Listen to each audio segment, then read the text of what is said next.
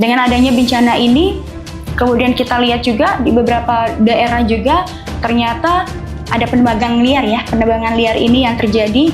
Kemudian banyak juga daerah-daerah lain juga di sini yang mungkin kita tidak ketahui dan hanya diketahui oleh alam semesta dan muncul seketika adanya bencana, adanya kerusakan lingkungan ekosistem alam.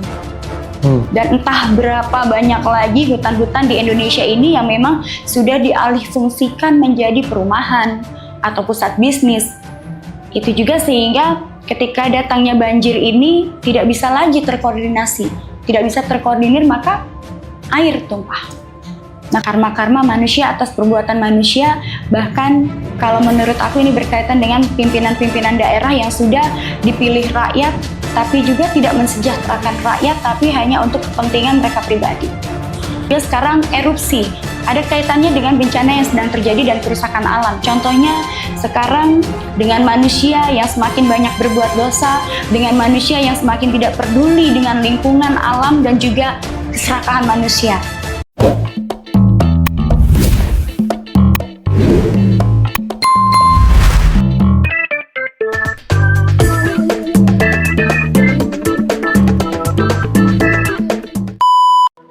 Dengan adanya bencana ini, kemudian kita lihat juga di beberapa daerah juga ternyata ada penebangan liar ini yang terjadi.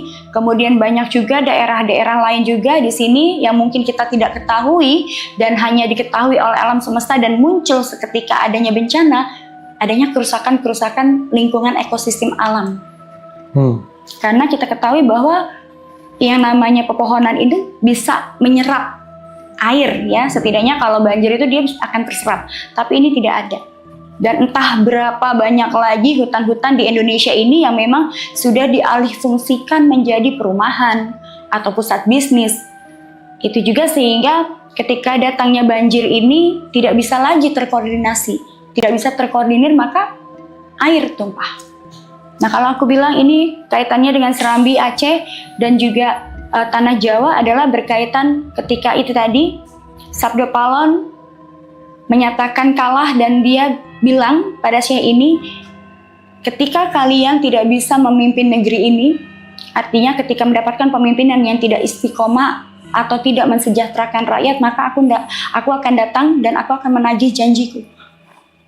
Dan inilah tahun ini seperti yang aku bilang di tahun sebelumnya yang kemarin, podcast kemarin, akan ada penuaian karma. Karma manusia atas perbuatan manusia, bahkan kalau menurut aku ini berkaitan dengan pimpinan-pimpinan daerah yang sudah dipilih rakyat, tapi juga tidak mensejahterakan rakyat, tapi hanya untuk kepentingan mereka pribadi. Menarik. Jadi kalau misalnya dikaitkan dengan Sabdo Palon ini adalah penguasa Tanah Jawa saat itu. Panglima Jin saat itu ya, menguasai Tanah Jawa. Kemudian ketika ada satu syekh datang ke Tanah Jawa, Syekh Subakir, betul, terjadi peperangan. Kemudian Sabdo Palon saat itu kalah dalam peperangan tersebut. Akhirnya Islam bisa masuk dan menyebar luas segala macam. Dan memang saat itu Sabdo Palon bersumpah suatu hari nanti dia akan kembali kalau misalnya penduduk di Tanah Jawa ini tidak bisa mengamalkan ajaran agama yang akan masuk ini dengan baik dan akan memporak-porandakan kembali gitu. Ya. Dan Ratu sendiri percaya bahwa si Sabdo Palon ini dikurung di tanah Yogyakarta atau Jawa Tengah ya? Iya, Jawa Tengah. Oke. Seberapa kuat Sabdo Palon ini akan bisa bangkit?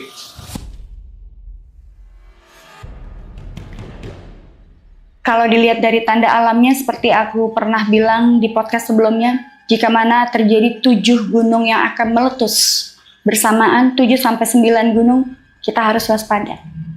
7-9 gunung meletus bersamaan? Ya, sekarang baru 5 ya kalau nggak salah. Dan nanti kita lihat sampai bulan Desember ini, aku melihat ada lagi yang nantinya akan erupsi. Karena terakhir kemarin Semeru yang erupsi kan? Iya.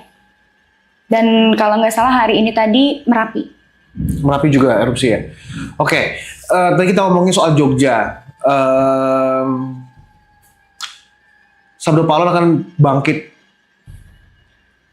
Mungkin nggak sih ini tetap, maksudnya Ratu melihat nggak sih si Sabdo Pahlawan ini tuh masih bisa ditahan nggak untuk nggak bangkit dulu gitu? Gimana cara menahannya? Cara menahannya ya balik lagi kita yang bisa menahan semua itu. Artinya adalah manusianya. Maka kerusakan alam semesta ini tidak akan terjadi jika mana manusianya juga memiliki kesadaran diri bahwasanya kita membutuhkan alam ini untuk bisa menjaga kita. Dalam arti bukan secara gaib. Contoh, pohon itu ditanam supaya kalau ada banjir dia bisa menyerap air. Begitu juga dengan gunung. Gunung itu kita melihat mungkin gunung itu indah, tapi gunung itu bahaya. Tapi sesungguhnya gunung itu juga sama seperti manusia. Gunung itu juga harus harus memiliki nutrisi. Dan nutrisi ini adalah menjadikan keseimbangan gunung tersebut untuk bisa stabil. Tapi kita lihat sekarang kenapa gunung-gunung pada akhirnya juga sekarang erupsi. Ada kaitannya dengan bencana yang sedang terjadi dan kerusakan alam. Contohnya sekarang dengan manusia yang semakin banyak berbuat dosa, dengan manusia yang semakin tidak peduli dengan lingkungan alam dan juga keserakahan manusia. Maka gunung itu akan berasa panas hawanya. Manusia yang melakukan suatu hal kejahatan itu akan membawa hawa panas dan berbenturan dengan hawa yang berada dalam gunung tersebut. Kemudian kerusakan alam, ekosistem di lingkungan sekitar, termasuk salah satunya adalah adanya penebangan liar, kemudian juga berkaitan dengan adanya pencemaran limbah yang dibuang ke lautan, itu juga menjadikan aku bilang ini nutrisinya sudah tercampur dengan kimia, maka gunung itu juga erupsi karena merasa sudah tercemar atau sudah teracuni oleh itu tadi ekosistem yang rusak. Itu kenapa pada akhirnya mereka erupsi, menandakan bahwa ketika kita nih mas, tubuh kita, misalnya kita minum obat, tapi obat itu nggak cocok, keracunan kan mas, pasti kita akan sakit. Begitu juga dengan gunung. Jadi kalau menurut aku adanya gunung erupsi menandakan bahwa gunung itu sakit dan berontak. Bahwasanya udah rusak. Nutrisiku, vitaminku sudah dirusak, udah teracuni. Seperti itu. Jadi kalau aku bicara di sini alam semesta itu aku menempatkan pada diri aku ya mas. Kenapa alam semesta kok berkecamuk seperti ini? Balik lagi, ketika manusia melakukan kesalahan atau berbuat zolim ataupun manusia ini banyak melakukan kejahatan. Sebenarnya hawa kita itu yang melakukan kejahatan itu panas. Panas ini bayangkan kalau misalnya satu orang mungkin gak terlalu terasa. Tapi kalau hampir seluruhnya melakukan kejahatan, baik yang terlihat maupun tidak terlihat, hawa panas inilah yang pada akhirnya menguap ke udara. Maka itu juga yang menyebabkan adanya alam semesta, disambut oleh alam semesta, maka terjadilah hujan. Jadi kalau panas, kita ini kan ke awan kan istilahnya bahasa kimianya adalah mencair ya. Karena kan alam semesta ini kan udara, adanya tekanan udara dengan panas jadi menimbulkan hujan. Oke. Tadi disebutkan tentang penebangan hutan secara liar, secara ilegal dan sebagainya gitu. Ada satu pertanyaan yang sangat menggelitik buat saya, Ratu. Kan kalau kita naik gunung, pantangannya banyak banget dalam hal mistis. Jangan kencing sembarangan, jangan pakai baju warna hijau, jangan ngomong sembarangan, jangan jalan ganjil dan sebagainya. Atau dia akan diganggu sama penghuni atau makhluk halus yang ada di gunung tersebut. Penghuninya bisa marah dan sebagainya. Tapi pertanyaannya, kenapa pada saat pohon-pohon itu ditebang, mereka nggak marah ya? Sebenarnya bukan nggak marah. Sebenarnya mereka juga sudah pernah memberikan warning. Tapi balik lagi kesalahan manusia. Kalau orang ada uang, udahlah yang penting gimana caranya. Begitu kan mas bahasanya. Ya pada akhirnya apa? Berdampaknya kepada bencana ini. Oke, jadi menarik ya. Jadi pada saat misalnya satu pohon sangat besar, misalnya usianya sampai ratusan tahun, ketika ditebang kan nilai dari pohon tersebut sangat tinggi ya. Sangat tinggi. Tapi kan di pohon itu misalnya ada satu penghuni panglima jin yang tinggal di pohon tersebut. Dia marahnya nggak langsung mas, maksudnya Ratu berarti ya? Masuk langsung. Iya, maksudnya marahnya itu nggak langsung terhadap si orang yang motong di situ. Iya, biasanya orang-orang yang melakukan misalnya illegal logging seperti itu atau penebangan liar, sebenarnya bukan yang nggak ada dampak. mereka tuh akan terdampak. Mau nggak mau, contoh ada beberapa perusahaan di bidang kayu khususnya ya. Biasanya oke lah saat ini mungkin berapa tahun dia akan maju, tapi tahun berikutnya dia kolaps dan sakit dan kemudian meninggal secara nggak langsung. Dan ini banyak terjadi di daerah Jawa. Oke. Ya mungkin pembalasannya tidak secara langsung terhadap si pelakunya, tapi langsung bencana alam terhadap masyarakat di sekitarnya seperti yang terjadi hari ini ya. Ketika terjadi bencana kayak gini tuh, kan kita hidup di maksudnya dua alam di satu tempat yang sama, tapi kita berdampingan. Gitu kan. Ketika terjadi bencana seperti ini kan menjadi korban hari ini kita tahu adalah masyarakat, manusia dan sebagainya. Makhluk halus tuh jadi korban juga nggak sih? Yang Ratu lihat gitu. Kan rumahnya mereka juga hilang nih. Mereka tuh yang Ratu lihat itu gimana? Kehidupan makhluk halus di sana itu gimana?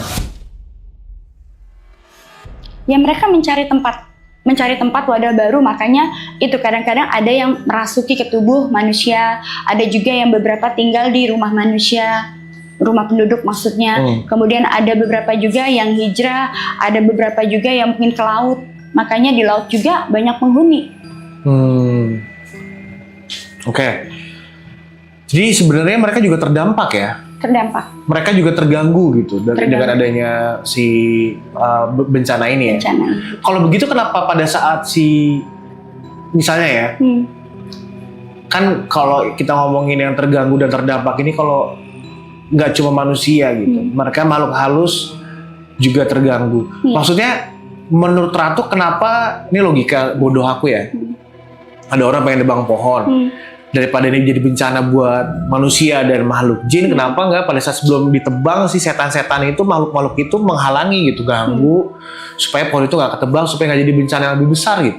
Kayak gitu-gitu, mereka tuh bisa nggak sih punya kemampuan kayak gitu? Bisa, sebenarnya udah ada peringatan. Balik lagi kan manusia itu adalah orang yang ambisi. Sebenarnya mereka sudah diberikan peringatan, bahkan biasanya kalau dalam penerbangan seperti itu ada saja korban jiwa, Mas. Cuman mungkin kan tidak terekspos ya. Nah, balik lagi, semua ini kan itu tadi, kalau orang punya uang, punya ambisi, apa aja akan dilakukan. Itu tadi. Bahkan kalau dibilang